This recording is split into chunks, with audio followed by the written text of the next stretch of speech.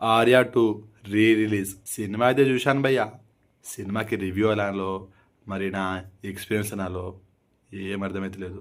Review కాదు కానీ నా ఎక్స్పీరియన్స్ అయితే షేర్ చేసుకుంటాను మీతో.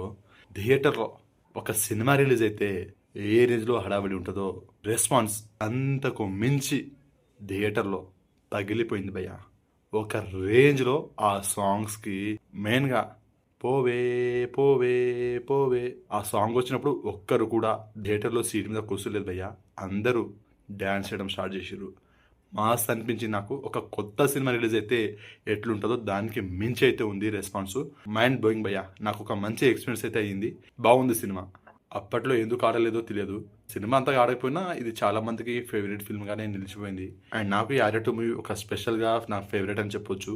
అండ్ రిపీటెడ్గా చూస్తూనే ఉంటాను టెలివిజన్లో టెలికాస్ట్ అయినప్పుడు కానీ అండ్ అప్పుడప్పుడు చూస్తుంటాను అనమాట.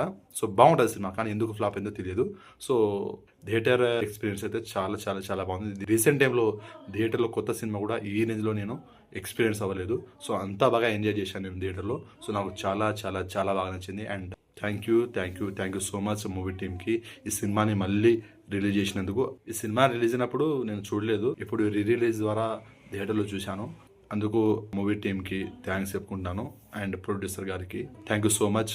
ఇంత మంచి సినిమా మళ్ళీ రీ రిలీజ్ ద్వారా థియేటర్లో చూపించినందుకు. ఎంతమంది ఆర్యా 2 మూవీని రీ రిలీజ్లో చూసిరో కామెంట్ చేయండి.